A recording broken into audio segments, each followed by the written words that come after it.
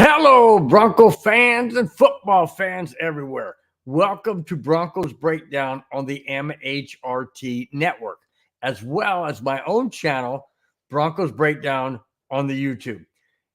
Thanks, guys, for being here. Really do appreciate it. I bring you this show with passion, emotion, honesty, and of course, my comments, as well as yours in the chat.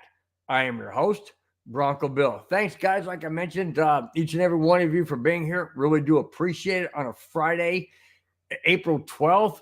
Crazy, man. We're halfway through April, just inching closer and closer to the NFL draft, as well as the NFL season.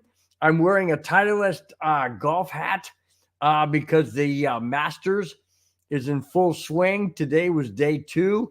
I don't know how many of you guys out there are golf fans or play golf. I play golf. I love play golf. I don't really like to watch. I'll watch the majors for sure.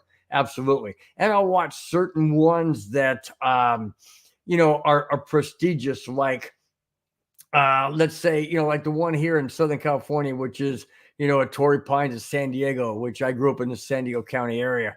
So, and I've been to the Torrey Pines tournament many times. So, I watch certain ones, but the Masters is always the granddaddy, in my opinion, of all of golf. It's the Super Bowl of golf. It's just like the Super Bowl of the NFL. It's a World Series of baseball. It's that. It's a World Cup kind of thing. So anyway, that's why I got the Titleist hat on. I would be wearing a Cubs hat, but it's early in the season, and I'll get to that down the road as we go. Anyways, guys, thanks so much again for being in here. Really do appreciate it. You guys are the best. Thanks for taking your time out on a Friday, getting right into the weekend, and really do appreciate all of you guys showing up. It means a lot, man. It really does mean a lot. Really appreciate it. Thanks again, guys. All right. Let's start the show off. I got many different directions to go into. I got a Jackass of the week. It seems like it's happening all the time now. And got some Bronco stuff indirectly. And the leadoff topic tonight is exactly that. So here it is. Earlier this week, Russell Wilson said to Essence Magazine that his success has, quote, opened the door for black quarterbacks in the NFL, end quote. Wait a minute, Russell. You're saying that you're the reason why there's predominantly great black athletes in the NFL? It's because of you? Seriously. Let me go back to what he said. Oh, he says, hang on back up. He said that his success. What success? One Super Bowl win against a Denver Bronco team that should have beaten you, but didn't. 2014. Your success? Are you referring to what? One Super Bowl or 2 Super Bowl appearances, 1 win? Hold on, let me get to it. Like I said, open the doors for black quarterbacks in the NFL. Shannon Sharp on his show that he's on is pushing back on Russell Wilson and what he said. And here's what Shannon Sharp said. So what role did Doug Williams play? He was the first African-American quarterback to actually get to and win a Super Bowl, ironically against the Broncos. That was in Qualcomm Stadium here in San Diego. And I went to that very first ever, what was it called? NFL experience. And I took my son. He was a young guy then. Took him. We had a blast. Anyways, that's a whole nother story. I could do a whole show on that particular thing, as well as crashing the ESPN party. Probably shouldn't say this, but hey, it's way past. ESPN party in San Diego when the Broncos played the then Washington Redskins. Yes, they were the Redskins. When they play them, I crashed the party. It's a great story, guys. I would love to tell it. Maybe that will be maybe that'll be a special show or episode or story that I'll throw in. But anyways, going back to this. Okay. Doug Williams did beat the Broncos. That was the Washington Redskin game, if I'm not wrong. Yeah, that was the Washington Redskin game. That's the one that I crashed. And that's the one that I went to the first NFL experience. How ironic. Okay. Shannon Sharpe goes on and says he was the first African-American quarterback to actually get to and win a Super Bowl and be named MVP.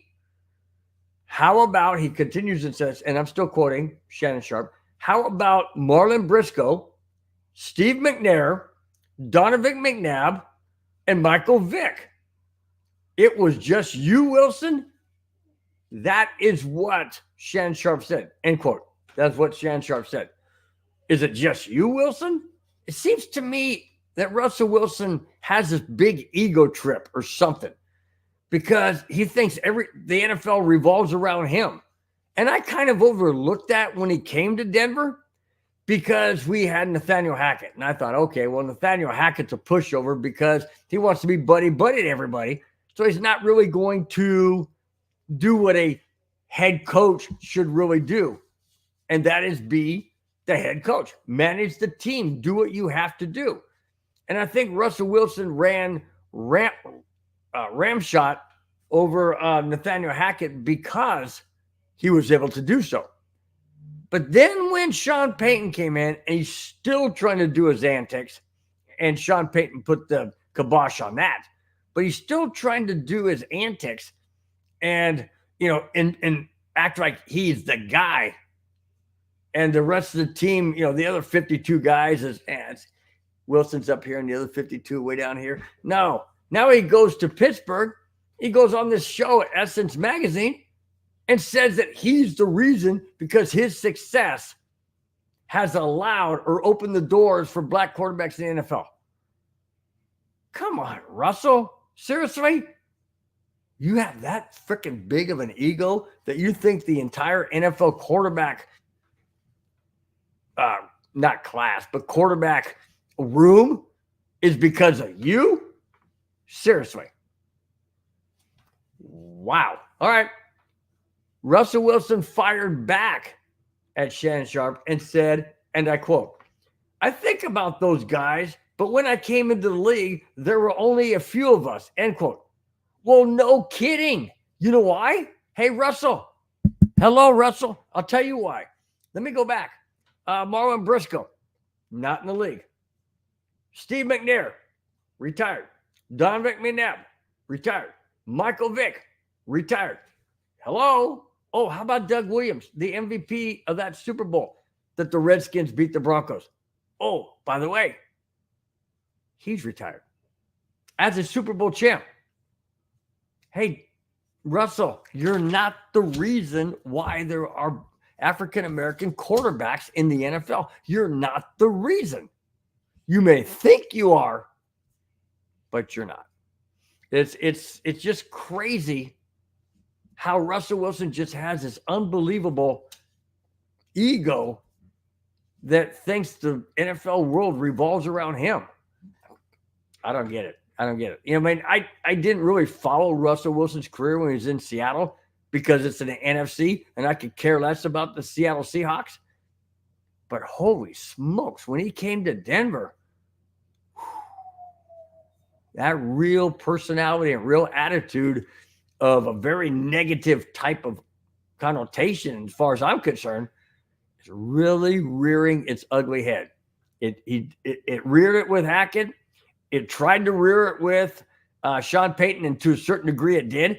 And now it's in Pittsburgh. Hey, what's the common denominator? Russell Wilson. I said that before, and I'll say it again. I really like the guy. I thought when he came to Denver, we had a chance. Well, we only had a chance to win 5 games under Hackett and only 8 games under Sean Payton. And it's not because, it's not all on the coaches. It has to be done with the player as well. All right. Let me get to the chat. Batting leadoff is Gregory Miller. Gregory, nice to see you, my friend. Haven't seen you before. Thank you so much. Really do appreciate you being in the chat. And your comment, he says he's a part of it. Dummy. Well, who's a part of it? Who's a part of it? Russell Wilson's a part of it. Shannon Sharp? I mean, okay, hang on. Oh, I know what you're talking. He's a part of it. You're saying he's part of the reason why there's black quarterbacks in the NFL. Oh, he, to a certain degree, I would have to agree with you. But going back to what Shannon Sharp said, there were other quarterbacks, like Doug Williams. Back in the day when the Broncos lost, I believe it was in 85, if I'm not mistaken, 85, 86, when, no, my son wasn't 3. Was it 89? Anyways, back in the 80s, 88, 89. So anyways, yes, Doug Williams did lead the way back then. I mean, nobody ever heard of him. He never really started a game. He was brought in because their starting quarterback got injured. And everybody thought, this guy's not going to do anything. And then he just lights it up like nobody's business and just takes it to the Denver Broncos, which was very, very sad for me, obviously. Very, very sad. But hey, you're right. He is a part of it. But the way he said it is, let me go back to what he said. He said, due to his success, quote, I opened the doors for black quarterbacks in the NFL, end quote.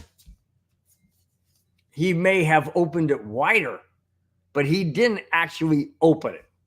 That's the point I'm trying to make. He single-handedly, and Shannon Sharp pointed it out and said, hey, it's not all about you. It isn't.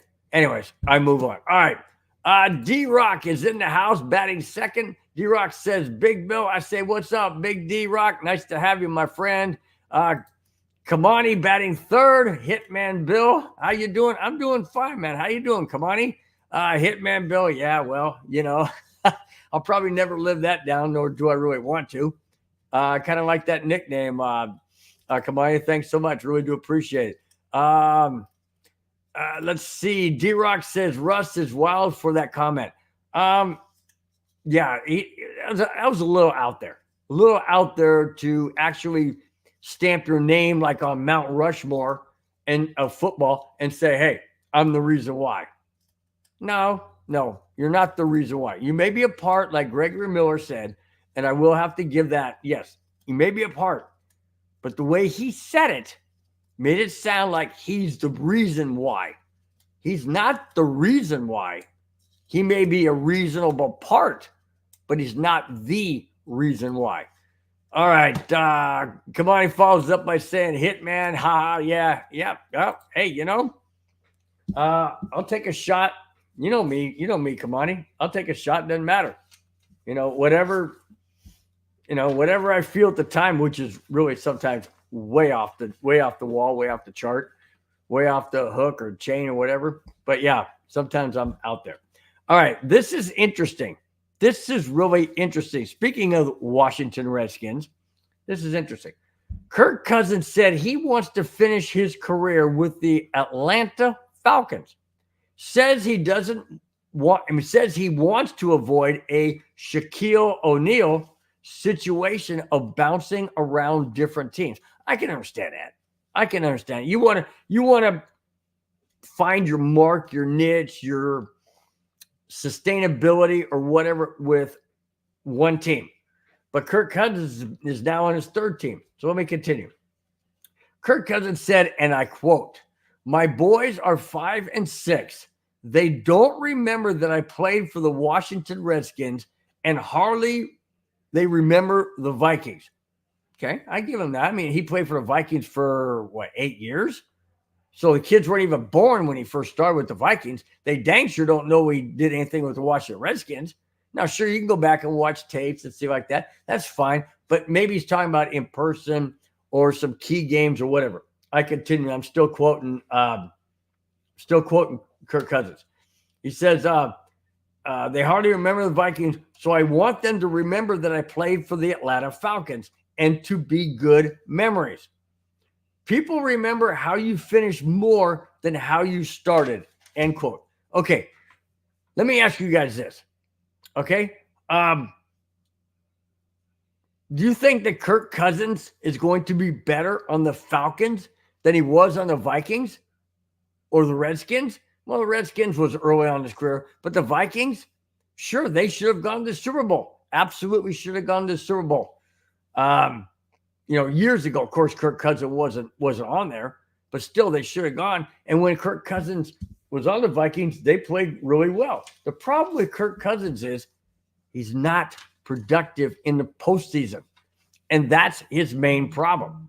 So going to the Falcons, and when he says he wants his kids to have good memories, the Falcons aren't that talented.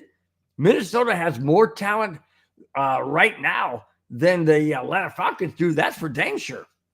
So why would I understand where he's coming from. He wants his kids to remember his career on a positive note, but is it really going to be that positive on the Falcons when Minnesota, the only really strong team in that division other than the Vikings, is Detroit?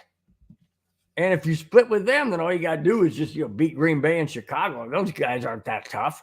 I mean, Green Bay went to the playoffs last year. Yeah, I give them that.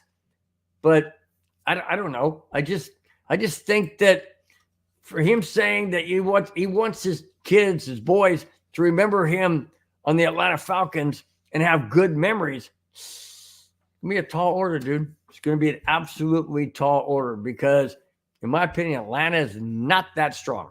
I could be wrong. I just don't see Atlanta being a powerhouse or a solid team that the Vikings were the last several years. I think Minnesota should have ponied up and signed Kirk Cousins. Really do. But they didn't do it. All right.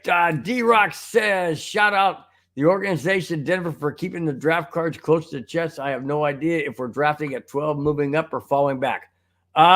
Good question. I'll get into that. I have a topic regarding a quarterback that the Broncos might be targeting, might be looking at in the draft. So I'll get to that, D-Rock. So hang on. We'll get to that. Don't go anywhere. I guarantee you that I will cover that. Thank you so much. All right. Speaking of the Vikings, speaking of Kirk Cousins, and no, this is not a Viking show, but there's not a whole lot of Bronco stuff. So I'm bringing in other topics that are NFL related and that have significance to the Broncos in either a direct way or an indirect way. With the Kirk Cousins thing, it was because, going to different teams and things like that, I just found it ironic that he would say that he wants his boys to remember his career in Atlanta as good memories. Found that kind of odd. Anyways, speaking of the Vikings, Justin Jefferson.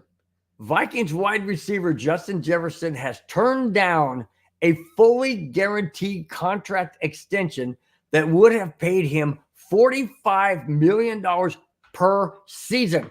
Now, it didn't say how many seasons that they were offering him, but $45 million per season. I'm wondering if it's because now he wants out, because he had Kirk Cousins as his quarterback, and Kirk Cousins is very precise in his throws. He's very accurate in his throws, and Justin Jefferson had career numbers with Kirk Cousins as quarterback. So I'm wondering, with the new acquisition that the Vikings have at quarterback, who is it? I can't remember who their quarterback is now that they got. Anyways, you guys in the chat, if you want to chime in, let me know. That's good. I'll bring it up. I just can't remember at the moment. He probably doesn't feel as comfortable, and it sounds to me like he wants out. And here may be the reason why. Listen to this. Justin Jefferson won't engage in any further extension negotiations until after the draft this April 25th. Why? Here's the reason why. Jefferson said, and I quote, "I'm jealous that my former LSU teammates, Jamar Chase and Joe Burrow, get to play together on the Bengals." End quote. That's the reason. He's frustrated. In my opinion, he really thought that the Vikings had something with Kirk Cousins and himself, as well as the continuity of the team. And now it sounds like he wants out of Minnesota. And the reason why I'm thinking he doesn't want to do any negotiations until after the draft, what if they draft a wide receiver? What if they draft a quarterback? Now he's got to learn a whole nother quarterback, a scheme, whole nother quarterback's way of playing. Is it going to fit into Justin Jefferson's receiver ability? Kind of like Jerry Jeudy, a precise route runner. Russell Wilson was out of the pocket and helter-skelter. I don't mean to do a Beatles thing or a, not a Hitler, but Charles Manson thing. But anyways, it has to work. And if Justin Jefferson is already talking about he would, in a roundabout way, he didn't say it, but in a roundabout way, he's jealous of the fact that he wants, in my opinion, he wants to play for the Bengals. And he wants to play for Joe Burrow. He knows Joe Burrow. I mean, they played together at LSU in college. So that's the reason, in my opinion. Then come out and say it. Why would you turn down a guaranteed $45 million contract per year? Unless you want out. And that's the only reason I can think of. Why else would he make that statement? Why else would he turn down $45 million right on the heels of Kirk Cousins going to the Falcons? Okay?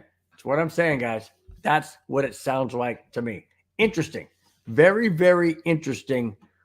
I mean, this whole offseason has been crazy. You got movements of players going everywhere. You've got, discontent. Players released, as in Justin Simmons, in my opinion, was a stupid move. Absolutely idiotically stupid move. You don't do that. You could have cut payroll somewhere else.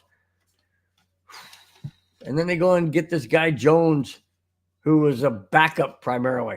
Yeah, that's a good move. Yeah. Well, we're saving money. And he has potential. Well, guess what? I got potential too. But ain't nothing going to happen with the potential because I'm 65 years old. I may have had it years ago for whatever field I wanted to do. Probably ain't got it now. You just never know. And I'm not saying that Jones is 65. I'm just saying when people say, hey, guy's got potential. A lot of times it doesn't materialize. Then what? Well, he had potential. Yeah. Guess what? Doesn't have it now. All right. Mohammed Badri in the house, batting cleanup, my friend. He goes, sup, Bill? I say, what's up, Mohammed? How you doing, man? Glad to have you in the chat. Glad to see you as always. And thanks again for chiming in. Really appreciate it. All right. Last topic regarding the Vikings/Falcons. Here it is. This is interesting because this has ramifications for both teams. Here it is. The Atlanta Falcons tampered with quarterback Kirk Cousins as proven by the things Cousins said during his introductory press conference. The NFL is investigating as they should. Of course they're investigating. You can't tamper prior to the day you can talk to players or coaches or teams or whatever. I continue. The question becomes whether and to what extent the Falcons will be punished.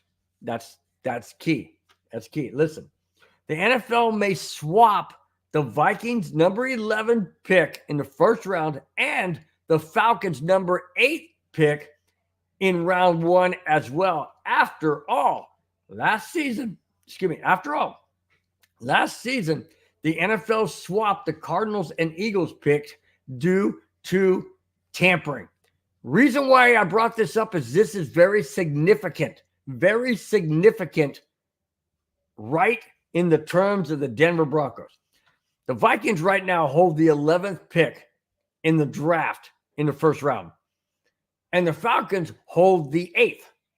Now, the Broncos are trying to move up in a lot of people's minds to get a quarterback that they really like. And they're thinking they may have to jump up into the top 5 or top 9. Chargers have number 7, I believe, or 6. Have number 6 or 7. Anyways, Falcons have number 8. They don't need a quarterback. They would be willing to drop back. But do they want to drop back because they got punished by tampering? Well, it doesn't matter to them. They've already got Kirk Cousins. So if they drop back to 11, no big deal. They're still ahead of the Broncos. Broncos are at 12. That means the Vikings would be at number 8. They could certainly get their quarterback they want. They could take that number 8 and swap it with number 4 Cardinals. Then the Broncos are done. Done. If that's the case, the Broncos are done.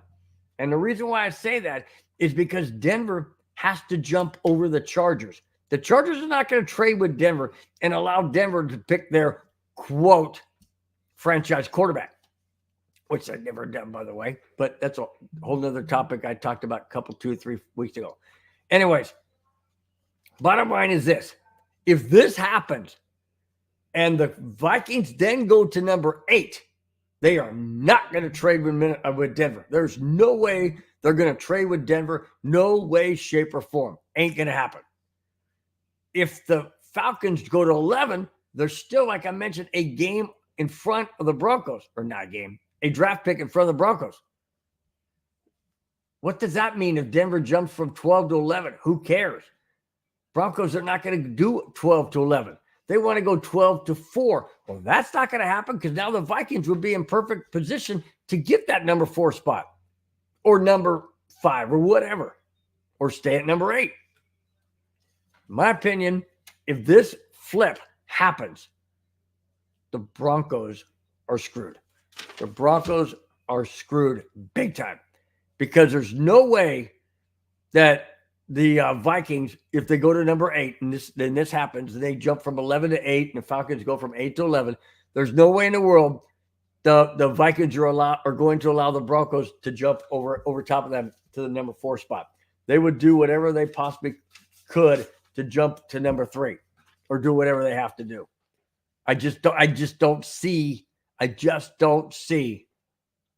a flip. Vikings going from 11 to 8. And the Falcons go from 8 to 11. I don't see how that benefits Denver one way, shape, or form. I really don't. That's what bothers me. That's what bothers me because this is very, very pivotal. Very pivotal in the Broncos pursuing a, quote, franchise quarterback. I say quote because it's a crapshoot, basically. It really is. We don't know. I mean, you don't. You absolutely do not know what's going to happen. You know, is it going to pan out? Is it going to turn to Patrick Mahomes, or is it going to turn into a Drew Lock?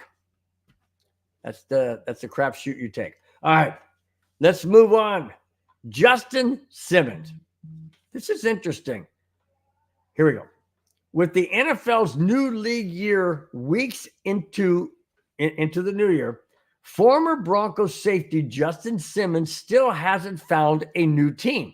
Now, is that surprising to you guys? Is it alarming to you?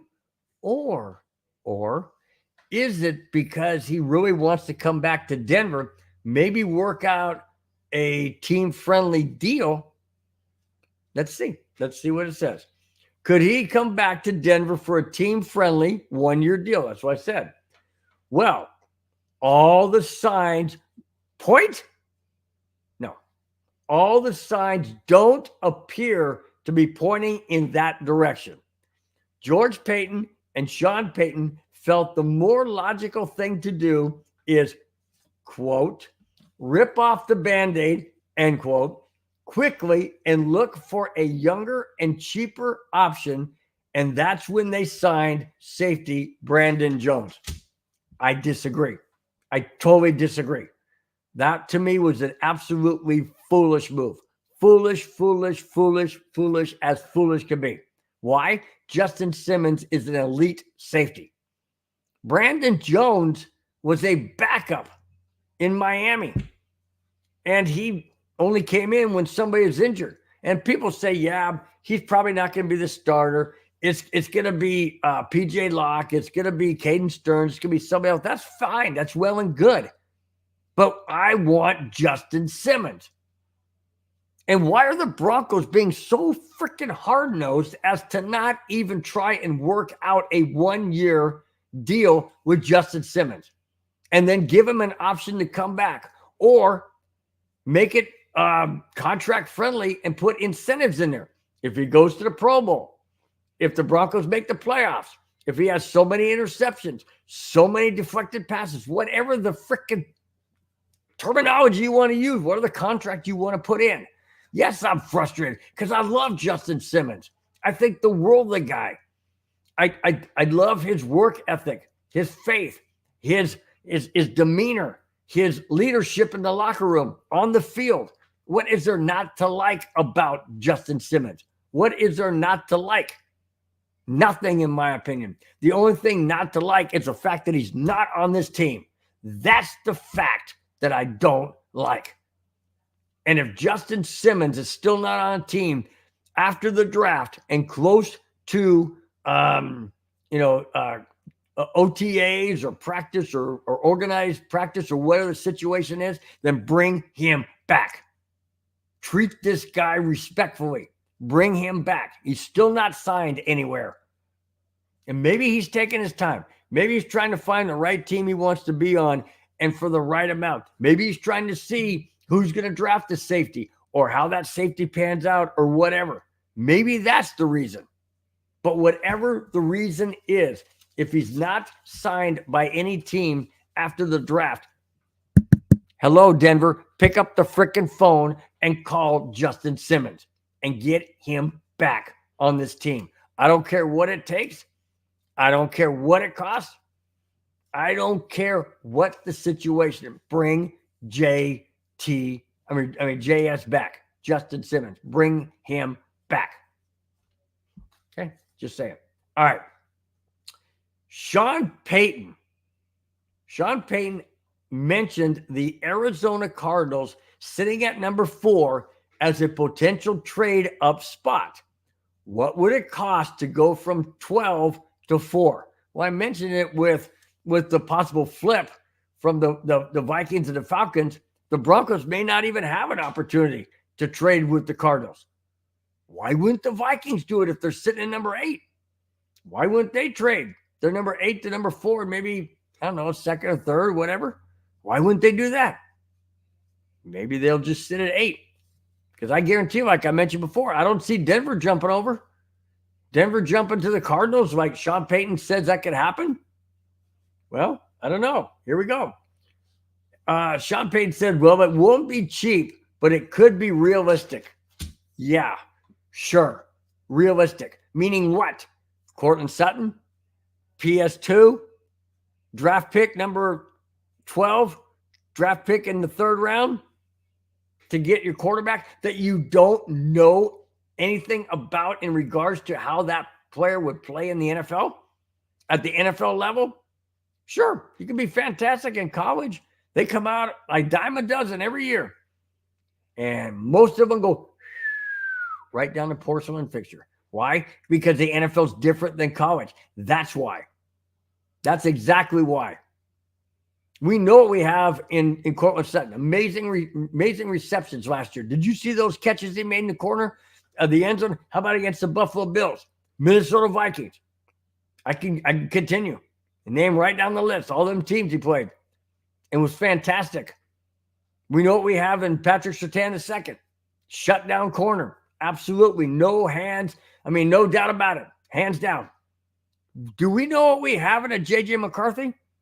Do we know what we have in a Penix? Do we know what we have in those guys? Do we know what we have in a Bo Nix? No, we don't. That's the point I'm trying to make. We don't know what we have in them. It's an absolute crapshoot. It's a needle in a haystack. Whatever, what's the word I'm looking for? Whatever cliche you want to use. Doesn't matter. We know what we have in PS2 and Cortland Sutton. We don't know what we have in a Bo Nix, J.J. McCarthy, or Penix. We don't. Speaking of Bo Nix, here we go, guys. Bo Nix recently appeared on RG3 and the Ones podcast, telling Robert Griffin III that he loves the idea of being coached by an offensive guru like Broncos head coach Sean Payton. Okay, I'll give him that. Yeah, that's awesome. Awesome. Is it going to happen? Don't know. Let me tell you what Bo Nix says. Bo Nix said, and I quote, "That would be a blast playing for a coach like that. Peyton likes a quick game. Get the ball out. Timing stuff that I love to do. That's what we did great at Oregon." End quote. Okay? There you go. Bo Nix. Do we know how he's going to be in the NFL? No, we don't. We can hope. We can suspect. We can think. We can even, put up a scenario or something on Madden 24 or whatever it is. Put Bo Nix in there, see how he comes out. That's all animation. It's not real life. Even though it's based on real life, formula, facts, all that, it's not really real life. It's not. Not even close. It's AI, to be precise. Artificial intelligence. Yes, that's what it is. So the bottom line, do we know how a Bo Nix would fit into a Sean Payton offense? No, we don't know for sure. We can speculate. We can think. We can ponder. We can talk about it. But until it's actually on the football field in a real live game situation, we won't know. We won't know. And yeah, he can make mistakes. I mean, John Elway made mistakes in his rookie 2 and 3 years in. You make mistakes. Absolutely you do. Every great quarterback makes mistakes because they have to learn. They have to learn the game of the NFL speed. The NFL is just a faster game. You got harder hitting players. That's just the way it is. That's just the way it is. And that being said, we don't know what we have. Now, it's easier to look at a Cortland Sutton and say, okay, he's got great hands. He's a precise route runner. He does this, he does that, and he gets open, and all you got to do is throw it in the area. He'll go get it. Okay? That's true. Okay? Now, you look at a PS2, Patrick Surtain II, and you know what he can do. If he can close on a receiver, doesn't matter whether it's college or pro. If he's got the speed and he's got the moves, he's got the agility, and he's got the route that he wants to run and how he wants to close, it doesn't matter the transition from college to pro. Yes, it's a little faster. The window's a lot smaller, but it doesn't take as much cerebral knowledge, or I don't know. I could be wrong, but I'm just saying, as a quarterback position, in my opinion, the way everybody's talking is you have to have quick reactions. You have to be able to read your coverage, your defense. You gotta be the field general, literally be the field general on offense, and that's not easy to do for some players coming out of college into the pro system. Denver's a well-proven fact in that, with our drafted quarterbacks that have been an absolute bust. I mean, the list is long. I can name them all. I'm not going to. We all know who they are. But that's just the way the Broncos have been over the years. It's unfortunate, absolutely unfortunate. But if you guys missed it, I think I said it 2 or 3 shows ago that the Denver Broncos have never drafted a franchise quarterback that has taken them as the starting quarterback to the playoffs / Super Bowl. That's never happened. Never, ever happened. The only 3 quarterbacks that's ever taken the Broncos to Super Bowls has been Craig Morton in 1977 against the Dallas Cowboys. Oh, by the way, the team that he came from, not drafted by the Broncos, the original number 7, Craig Morton. John Elway, not drafted by the Broncos, drafted by the Colts. Didn't want to play for Jim Irsay when the Colts were the Baltimore Colts. He elected to play for the Yankees, who also drafted him as a baseball player. He played for them for a year in their farm system. And then after the year, the Colts said, you know what? He is never going to play for us. So we'll trade him to the Denver Broncos. The rest is history. The other quarterback not drafted by the Denver Broncos that took him to the Super Bowl Peyton Manning. Okay. And you guys go, wait. There is one quarterback the Broncos drafted that went to the playoffs. You're absolutely right. And I left this one out on purpose because a lot of people don't like him. I love the heck out of this guy. Number 15. That's right. Drafted by Josh McDaniels when he was a Broncos head coach. And I think it's 2012. Tim Tebow took the Broncos to the playoffs, beat the Pittsburgh Steelers in Denver on the first overtime play of the new rule where the touchdown scores, or an opening drive touchdown wins the game. It was a pass from Tim Tebow to the late Demaryius Thomas, 80-yard catch and run. Broncos win it. Only drafted quarterback in Broncos history to start the entire season or start the season, be the starting quarterback, and take the team to the playoffs. Never happened. Never happened by anybody else. And people say, oh, Brock Osweiler, he played numerous games. He wasn't the starting quarterback. Peyton Manning was the starting quarterback. Brock Osweiler was the backup. Yes, Brock Osweiler won some games when the Broncos needed it, but who came in to save the day so the Broncos could have home field advantage and eventually beat the New England Patriots and go to Super Bowl 50? Oh, yeah, that was Peyton Manning, who came in because Brock Osweiler was a retard and threw multiple interceptions. That's why. Nope. No Broncos starting quarterback no Broncos drafted quarterback as a starting quarterback has ever taken the team to the playoffs. Just saying, guys. Just saying. So the reason why I brought that in is because is Bo Nix going to be the guy? Is he going to be the one to break that or, break it or tie it, I should say, with Tim Tebow? I don't know. But no other quarterback or no Broncos drafted quarterback has ever taken him to the Super Bowl, ever. Not Craig Morton, not drafted. Not John Elway, not drafted. Not Peyton Manning, not drafted. Ironic. Just saying. Wolfpack for life. 65's in the house. Thank you so much, Wolfpack. Glad you're in the chat. Nice to see you. Says, hey, Bill. I say, hey, Wolfpack. Thanks for joining. Thanks for chiming in. Really do appreciate it. All right, guys. 3 more topics. And this one, wait a minute. How come I didn't get? Oh, shoot. I'm missing one. I know what it is, but I'll bring it in right after this. All right. Missing one of my notes, but I got it right here. I memorized it. All right. Here we go. 4 more topics. This one is the Jackass of the week.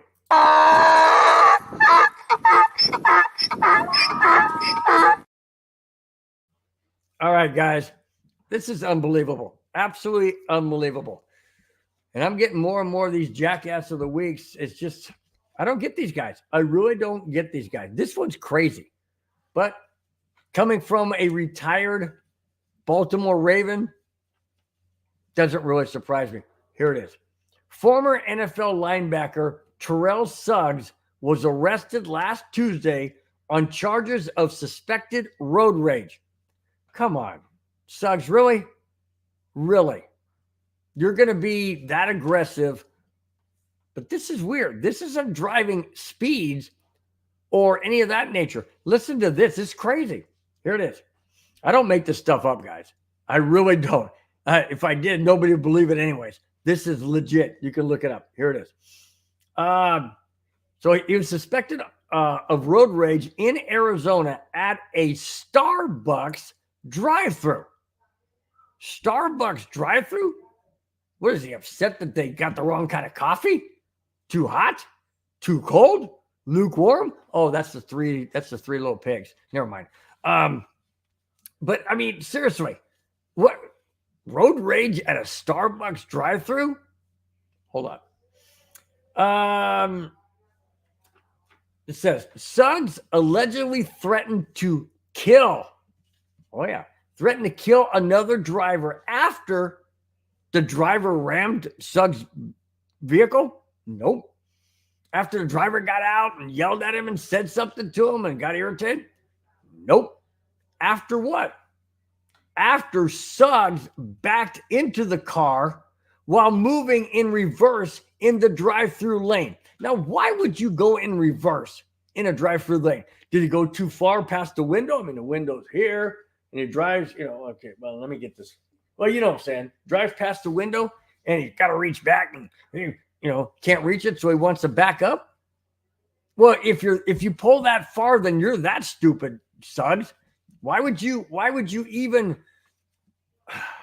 back up? Why would you back? Well, I thought I'd put it in park. Look, you're at a drive-through. You put your foot on the brake, and that's how you stop. You don't put it in park. You don't put it in neutral. No. And you don't put it in freaking reverse, you moron. You don't do it. Oh, and then you are the one that made the mistake and put it in reverse. Or maybe you did on purpose. Anyways, put it in reverse, hit the guy's car, and now you're threatening to kill him? Have you lost your freaking mind? I know a lot of people can say maybe it's, what's that, CTE, or I got PTSD, or I got ABC, or whatever it is. It's stupid. No, you don't blame it on anything. You blame it on just being a moron, a jackass. I continue. Court documents say that as Suggs drove away, he stuck out his middle finger. I'm not going to demonstrate. We all know. Stuck out his middle finger. He then stuck a handgun out the driver's side window and drove off yelling, and I quote, "I'll kill your little bitch ass." End quote. That's what he said. Pulled out a handgun? Seriously. At a Starbucks drive-thru. All right, Suggs, why do you have a handgun in your car? Are you that worried about your life? Why don't you get a bodyguard? Why do you feel like you have to take matters in your own hand? Oh, by the way, you're the one that backed into this guy's car. You're the one that flipped him off. And then you're the one that brandished a handgun and said what I quoted, or I'm not going to repeat it, and said that to the guy. And then the other driver, so people are like, well, how did all this get to the media? How did this get to the police? How did they identify? How did they know it was Suggs? They know it was Suggs because the guy that he hit when he backed up had the following. The other driver showed the police his dash cam, which recorded everything to its fullest. Bingo. That's how it happened. The evidence is right there, Suggs. You can't say that he did it, even though you tried to. That's why you got mad. Excuse me, guys. Even though you did it yourself and knew you backed up. Knew you backed into him. You had to have known. I know some people go, wow, I don't know if, am I going forward or reverse? All of a sudden you hit something. I've done that. I've backed in, but I've never blamed it on the other guy. I backed in to a UPS truck and I have a backup camera on my wife's car, my wife's other car. Have a backup camera. I'm going to share this anyways. It happens all the time. But I was backing out of our driveway. I looked both ways, and then I looked in the backup camera. I didn't see anybody behind me. So I took my eyes off the backup camera so I could look out the side. Didn't see anybody's side, left and right. Backed up, all of a sudden, boom. I'm like, my wife goes, what the heck did you hit? And then she turned around. She goes, that's a UPS driver truck. The big brown ones. The big brown ones. Yeah, backed right in the bumper. Got a little scrape on the bumper, not much. Kind of shook the guy up a little bit. I went out and said, hey, you want my information, all kind of stuff, my insurance and everything? He's like, nah, dude. He jumps out. He goes, I got a steel bumper on the front. Didn't do anything to the truck. I ain't worried about it. I'm not even going to report it to the UPS people. Well, they may know now. Anyways, but that's what he said. I'm like, all right, cool. But, in case you want to, I'm being legit. It's my fault. I didn't blame him. I didn't say, oh, you came out of nowhere and flip him off and brandish a gun and threaten to freaking kill him. No, you own up to what you did because you're the one that was stupid and did it. I mean, it's not like Suggs is poverty driven. Not at all. I mean, if he did damage to his car, by all means, its insurance company should take care of it if he's got insurance. And, or just out of pocket, whatever. But why do you got to go off and act like an absolute moron, idiot, and jackass of the week? Why do you got to do that? Maybe you just wanted to be on my show. Don't know. But either way, you are, because you are this week's jackass of the week.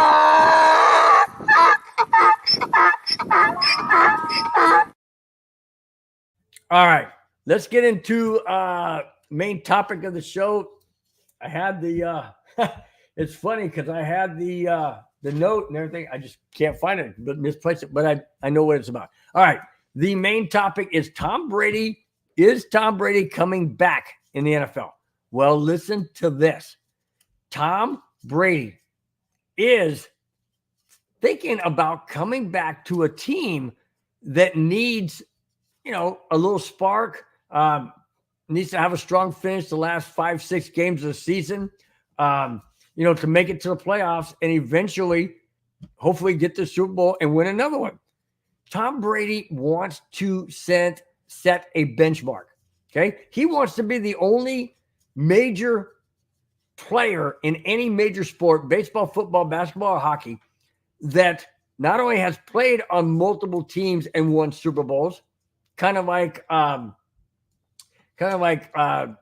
James for the Lakers. He's won in Cleveland, and then he won in LA. So the difference that Tom Brady wants to do is he wants to be away from football for a year or two and then come back, play at the age of 48, 49, 50, whatever, win another Super Bowl with another team, a third team, which has never been done. He wants to be the elite, the example of what can be achieved. Now, my thought is this. First off, he said he'd like to come back to the 49ers, one of his thoughts.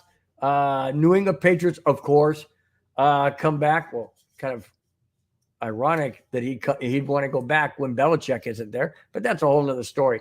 My thought is this. What if the Denver Broncos are 12? Okay, no, let me back. What if the Denver Broncos are 9-4?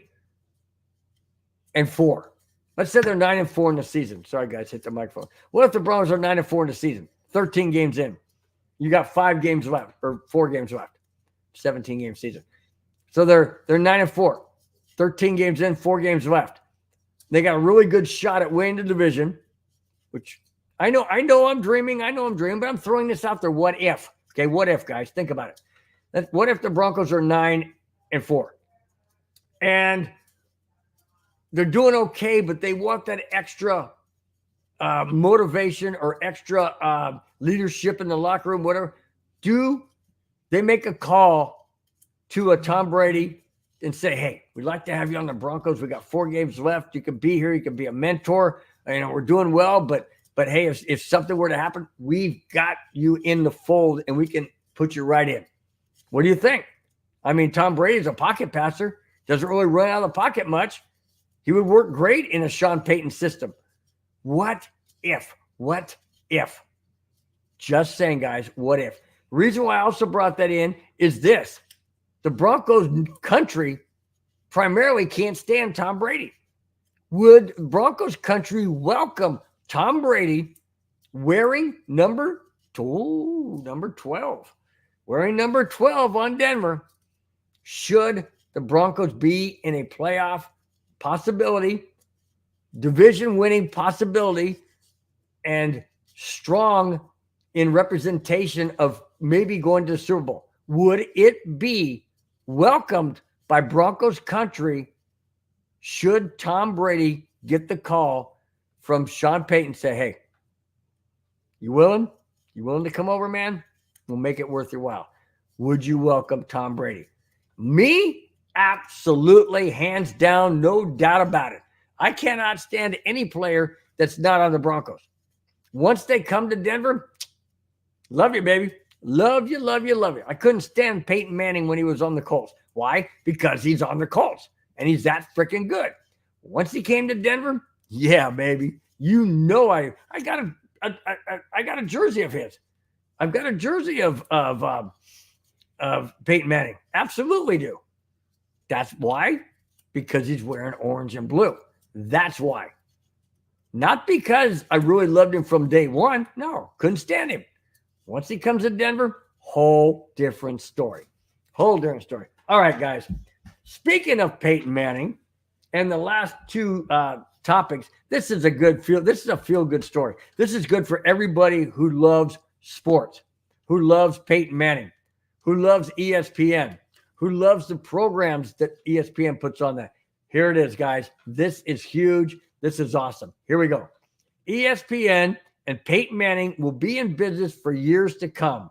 Disney-owned sports media giant has inked an unprecedented 9-year deal with Manning's Omaha Productions, which will produce programming for ESPN into 2034. Hold on, guys. My throat's dry. Hang on. Probably because I've been talking and yelling my head off. All right. Okay. That is good, man. Up through 2034. Awesome. The deal includes the Manning cast, Monday Night Football with Peyton and Eli. It also includes other Omaha production shows like Peyton's Place and Eli's Places. That's awesome. I think it's fantastic. I love watching Manning cast. If the Broncos aren't playing on Monday night, I'm not really interested into the teams that are playing. I don't know. Let's say it's, I don't know, two teams I can't stand, whatever it is. Don't really care who wins. I'll watch Peyton. I'll watch Manning cast, I should say. It's great. It's really good. And, we meaning MHRT Network, we kind of do our own thing called The Neighborhood. Myself and Madungus Creevy. It's really great. We do Bronco games, and it's fun. It really is fun. And it's enjoyable. But I enjoy watching them. Peyton's crack up. Eli's kind of dry, but hey, it works out. You got Peyton Manning acting all crazy and doing his kind of thing. So I'm glad that ESPN and Peyton Manning's Omaha Productions have merged and stayed merged and all the way through 2034. That's awesome. Really, really do look forward to that for the next 9 years. It's going to be fantastic. Clayton Huron, my man, you in the house. Glad to see you, Clayton. Hey, guys, he says. I say, hey, Clayton, what's up? He goes on and says, smash that like button and shares, guys. Absolutely. Please hit the like button, guys. I really do appreciate it. It means a lot. It lets everybody else know that you enjoyed the show. You enjoyed the content. Not too crazy about the host, but hey, at least hit the thumbs up if you like something else, the background, the topics, whatever it is. Like me to shut up, whatever it may be. Please do hit the like button. Really, really do appreciate it. Clayton also says, great, as a capital letters. Great way to top off Friday night, Bill. Thank you so much, Clayton. Really do appreciate it. Goes on and says, Denver Broncos for life, baby. Absolutely. Clayton, always do appreciate your uplifting comments, as well as everybody else in the chat as well. Really do appreciate it. Thank you so much. All right, guys, very last topic of tonight's show. If you look down right here below my name, it says new uniforms this year, new helmet style as well. Absolutely, there is a new helmet edition. Now, is it logo? I don't know. Hasn't been released yet. But the NFL has allowed something new. Here we go. The NFL has informed clubs that it has revised the uniform policy to allow teams a third helmet design. This is per Tom Pelissero. A third helmet design. Okay, so we have the helmet design now. Okay, we have the royal blue helmet with the horse logo on the sides. Okay, we also have the alternate one that we've seen this year with the D on the side with the blue helmet, the D on the side with the white helmet, the D on the side with the orange helmet. Or have we? Has there been an orange helmet? I may be mistaken. I apologize if that's the case. Anyways, there's a third one that the NFL uniform policy is allowing. A third one. A lot of people say, what's it going to be? Is it going to be the blue with the D? Well, we already have that. I mean, the royal blue with the D? We don't have that. We have the powder blue with the D. We have the one that we always wear, which is a navy blue with a horse logo. Is it going to be a white helmet? White helmet with the current logo? A white helmet with the D logo? Don't know. But the NFL has allowed a third alternate helmet that each team can wear. Interesting. Here we go. Some people have suggested that the Broncos could go with the light blue helmet with the D logo, a white helmet with the current horse logo, or even a white helmet with the D logo. It'll be interesting. I'm wondering if they're going to release that when they release the uniform, the new uniform that the Broncos will have beginning this year, 2024 NFL season. That uniform is going to be released to the public this 22nd of April. The 22nd of April. Today is the 12th. So 10 days from now, the Broncos will will show to the public the Broncos' new uniforms. Not real sold on it. I'm really not. But I'm going to, I've been very critical about my feelings. I'm going to kind of refrain judgment, hold back some of my thoughts and judgment until it's released. So in 2 weeks, when I do my show, let's see, this is the 12th. Next Friday is the 19th. That means that on the 26th, when I do my show, 4 days after the uniforms have been released, I will do my show. I will give a breakdown review of what I think about them, whether I like them or not, what I think they should have kept, what I think they should have gotten rid of or not even had. So look forward to that on April 26th. I will be bringing the my thoughts and perspective on the new uniforms and possibly even that third helmet that they're bringing out. All right, guys. So really do appreciate each and every one of you in the chat. Let me go back and thank every one of you, all the 19 that are viewing right now on the YouTube. That I believe it's YouTube, maybe not, maybe it should be it might be combined, but that are viewing. Really do appreciate. Thank you guys so much. The ones in the chat: Gregory Miller for batting leadoff. Thank you so much. D-Rock for batting second. Kamani Dixon batting third. Mohammed Badri cleanup. Wolfpack. Clayton Haran, really do appreciate each and every one of you guys so much for chiming in. As always, you guys make the show. I've mentioned that many times. I'll continue to say it. You guys in the chat make this show better and the best it could possibly be because you're interacting, you're putting your thoughts out there, you're giving your comments. I really do appreciate it. You're also giving your support, and that means the world to not only myself, to this channel, and well as to the network. Clayton Aron says he loves the old school blue. Woo, powder blue? Really? You like that a whole lot? I like the navy blue. I just like the dark colors. I love dark colors. I mean, that's just me. Look at the colors at the very top here at the screen. If you look back up here at the very top, that's the Bronco dark blue. They're orange. Of course, the lights right there, that's for the Avalanche because Broncos aren't playing. So I have the colors for the Avalanche. Clayton, you also say you have a question. Go for it. What's your question, my friend? I will do my best to answer it before we get out of here.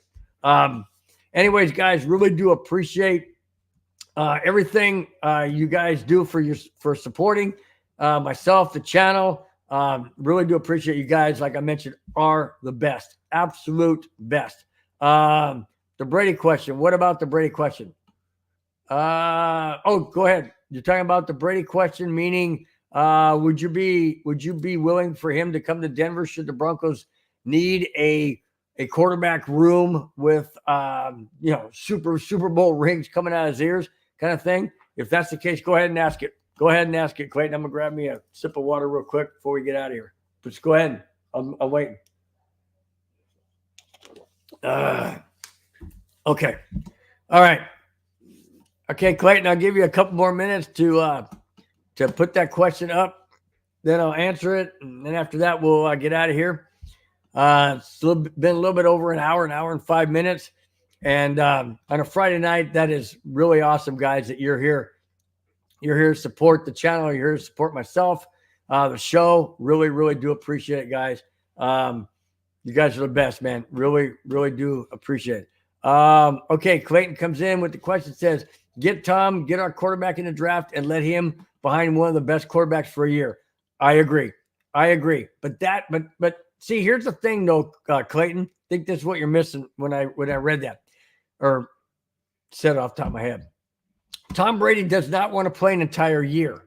He said he only wants to come back and help a team get to the next level when they're right on the brink of getting to the next level. He's not going to go to a Kansas State team. He's not going to go to a Buffalo Bills team. And he's probably not going to go to a Cleveland Browns team. But he may go to a 49ers team.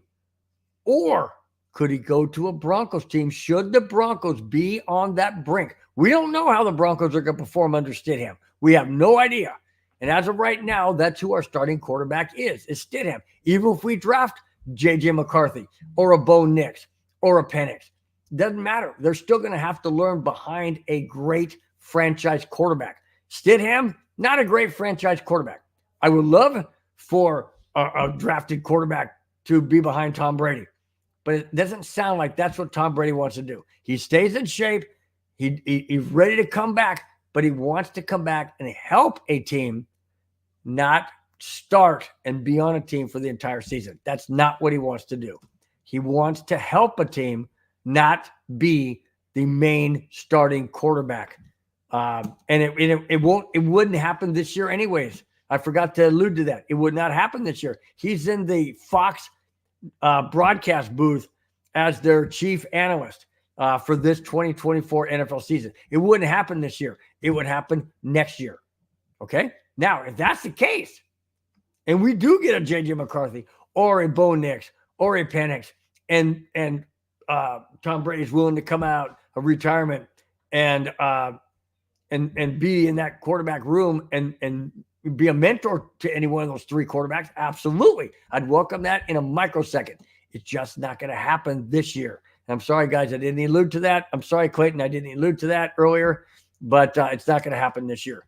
It would not happen until possible 2025 NFL season.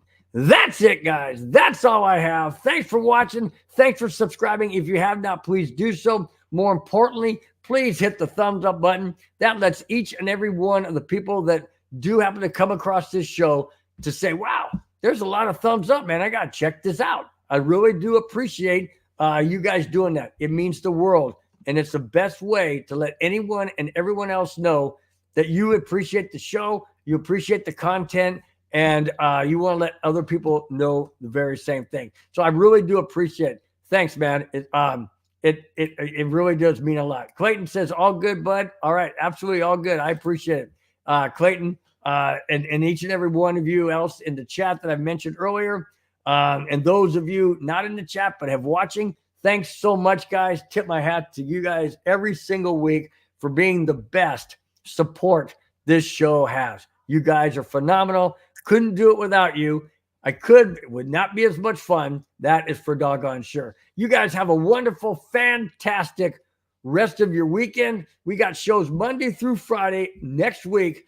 Once again, my show next Friday live, 5, 6, 7, and 8 on the MHRT network, as well as my own channel, Broncos Breakdown, YouTube, live, simulcast, 5, 6, 7, and 8. Thanks again, guys. Have a wonderful rest of your Friday evening, wherever you may be. Have a safe, wonderful weekend. We will talk to you next Friday. Until then, guys, take care. Bye-bye. Fast lane when I pass in the street, bag of money in the passenger seat. Simcoe's been asking for me on the road from the west to the east. Way up, I might never come down, cause the coast racking up the flight miles. So high, I might never come down, so what, this is my lifestyle. Wait a minute.